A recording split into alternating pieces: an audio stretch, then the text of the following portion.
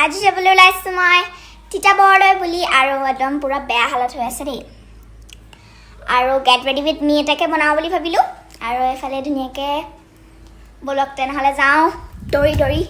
কেতিয়া আৰু friends finally মই কাপোৰ চিলেক্ট কৰি ল'লোঁ একদম পুৰা গ্ৰীণ টুইনিং কৰি লৈছোঁ দুটা কাপোৰে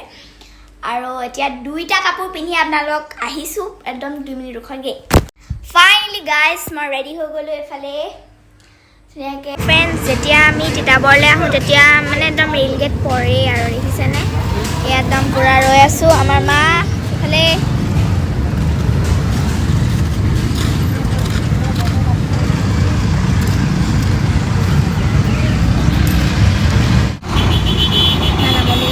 বহুত দেৰি গৈছে ট্ৰেইনখন যাওঁতে একদম নেহেমীয়া একদম কাছৰ নিচিনাই গৈ আছে এনেইতো একদম পুৰা হাই ফাইকৈ যাব লাগে এইখন আকৌ ধুনীয়াকৈ গৈছে